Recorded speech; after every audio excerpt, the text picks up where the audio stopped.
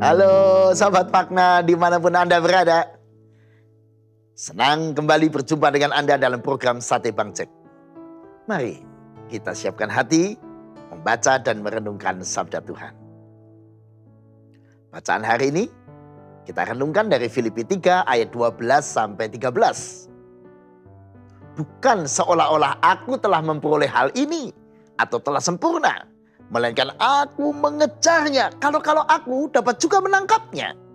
Karena aku pun telah ditangkap oleh Kristus Yesus. Saudara-saudara, aku sendiri tidak menganggap bahwa aku telah menangkapnya. Tapi ini yang kulakukan. Aku melupakan apa yang di belakangku dan mengarahkan diri kepada apa yang di hadapanku. Nah, saudara dikasih Tuhan, orang yang rendah hati adalah orang yang sangat berbahagia. Kenapa? Karena mereka tidak pernah berhenti belajar dan karena itu dia terus akan bertumbuh karena kerendahan hatinya. Paulus menyadari perlunya kerendahan hati untuk terus belajar dan bertumbuh dalam segala hal. Ketika Paulus menulis ini, ia adalah seorang yang sudah berusia lanjut di penjara di kota Roma. Dia ada di babak akhir hidupnya. Dan dia benar-benar orang yang sudah matang secara spiritual, penuh dengan pengetahuan. Dan tentu saja kita tahu bagaimana studinya Paulus yang begitu lengkap. Namun ia pun masih mengatakan bahwa ia belum sempurna. Nah, kalau hari ini ada orang mengatakan, aku telah matang secara spiritual.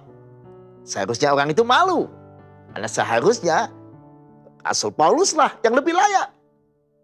Tapi justru Paulus malah mengatakan, aku belum sempurna, melainkan aku masih mengejarnya dan akan menangkapnya.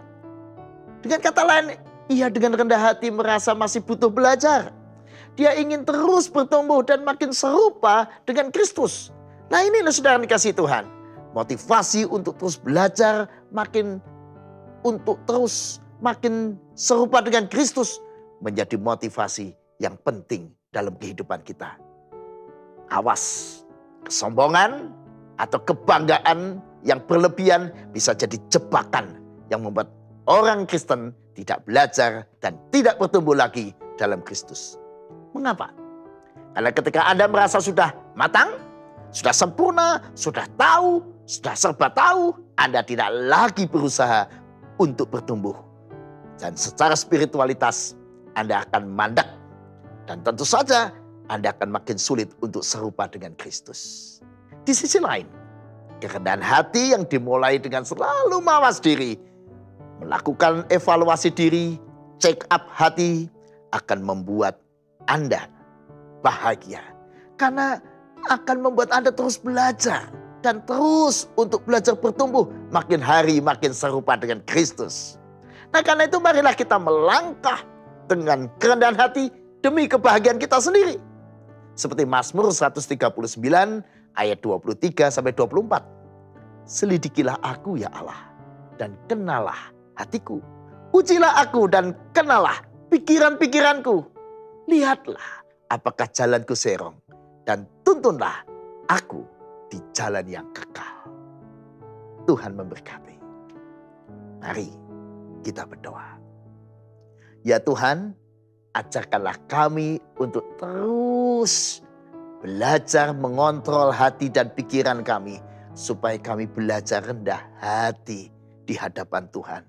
Supaya kami terus mau belajar makin hari makin seperti Kristus. Belajar segala hal. Supaya kami bisa menjadi berkat buat dunia. Terpujilah nama Tuhan. Amin.